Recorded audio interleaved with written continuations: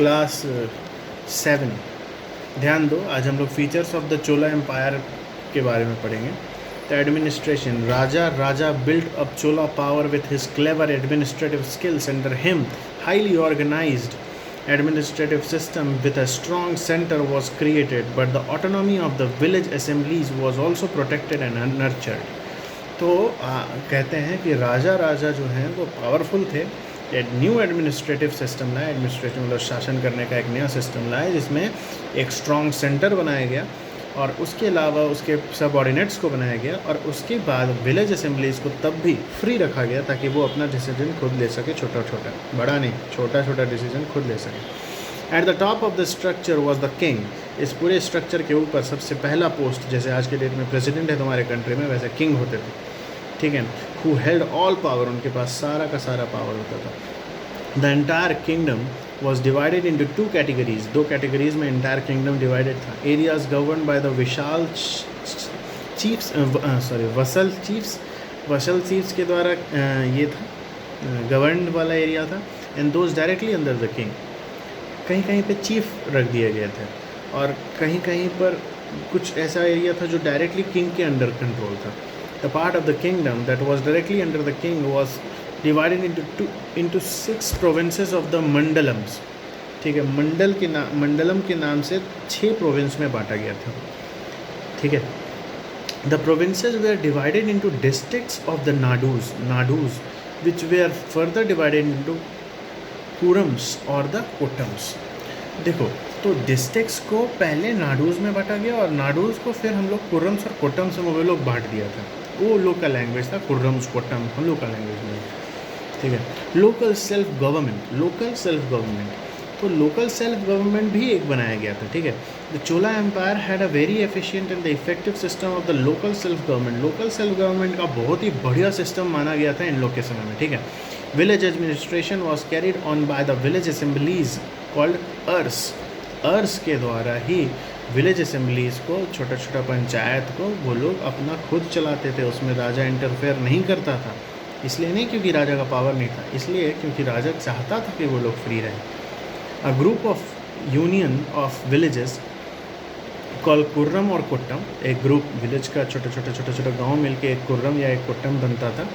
Managed its affairs through the sabhas और महासभाज। ये group of village जो है, अगर विलेज मान लो एक गाँव का लफड़ा है तो उसमें गांव का पंचायत बैठेगा। मान लो गांव 5-6 गांव सब मिल के एक दूसरे से लड़ा है या कोई बात हो गया है, तो उस केस में कौन बोलेगा, तो महासभा या सभा बैठेगा, ठीक है। आगे बढ़ते हैं। The mahasabha consisted of the learned Brahmans. Mahasabha Brahmans, जो पढ़े लिखे ब्राह्मण होते थे, उन लोग से कंसिस्टेड थे। और गिफ्टेड लैंड, उनको रूलर्स के द्वारा गिफ्टेड लैंड होता था, ज़मीन जायदाद सब होता था।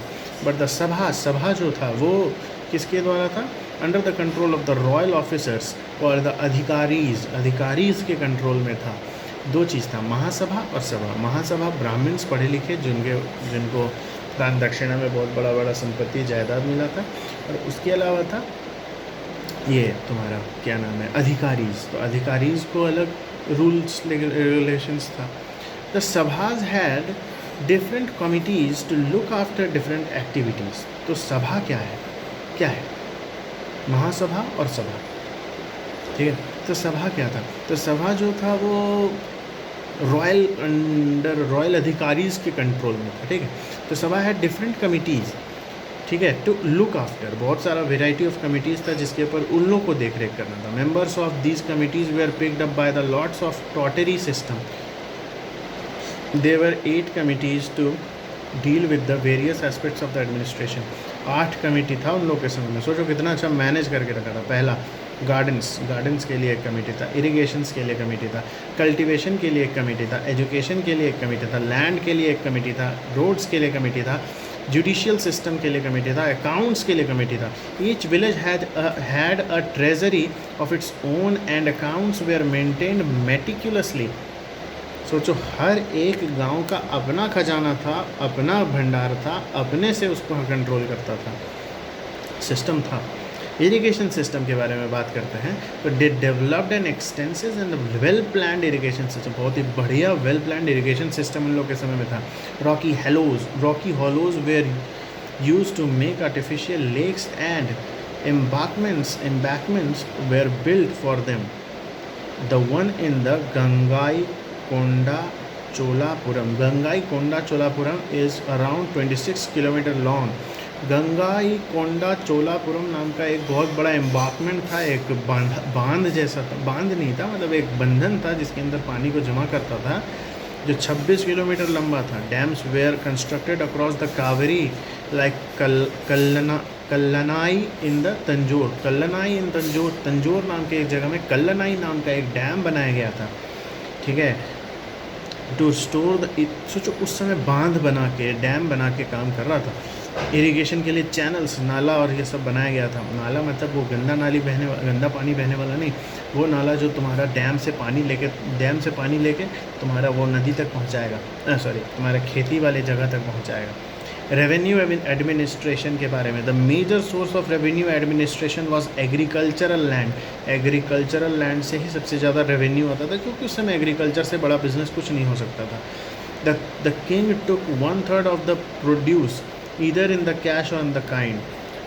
किंग जो थे, राजा जो होते थे, वो 1/3 प्रोड्यूस ले लेते थे, प्रोडक्शन ले लेते थे, हार्वेस्टिंग ले लेते थे, चाहे वो कैश में ले चाहे काइंड में ले, मगर वो ले लेते थे. टू हेल्प द ठीक है, प्रेफरेबली द लैटर.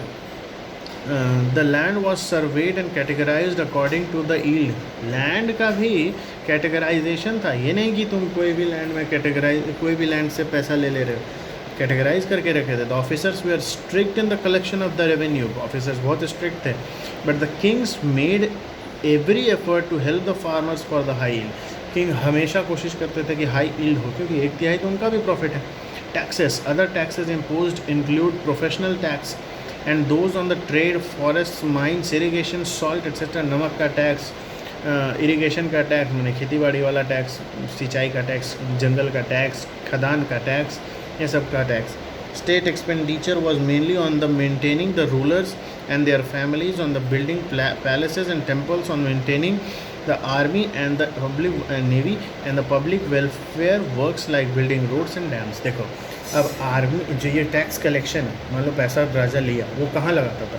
तो रोड्स बनाने में लगाता था, पब्लिक वेलफेयर करने में लगाता था, डैम बनाने में लगाता था. अपना नेवी था उन लोगों का और अपना आर्मी था. वो लोग बहुत दूर तक कब्जा करके रखे थे, उधर इंडिया के काफ़ी बाहर तक निकल के भी उन लोग का कब्जा हो गया था समुद्री एरिया में. तो ये लोग बहुत पावरफुल आदमी था और बहुत ही ब्रेन का तेज आदमी था. उसके बाद आर्मी एंड नेवी के बारे में बोलता है कि they developed a powerful military. बहुत ही बढ़िया पावरफुल मिलिट्री उन लोग डेवलप करके रखा था, हाई इक्विपमेंट्स के साथ. बढ़िया आर्म्ड फोर्सेस था of the infantry, cavalry and elephants cavalry और इन्फेंट्रीज के साथ बहुत बड़ा नेवी और आर्मी को बहुत बड़ा डिफेंस मैकेनिज्म था उन लोग का. और ये तरीका था उन लोगों का शासन का. तो ऐसे वो लोग करते थे शासन. इसके बाद तुम लोग का क्वेश्चन आंसर होगा अगले दिन.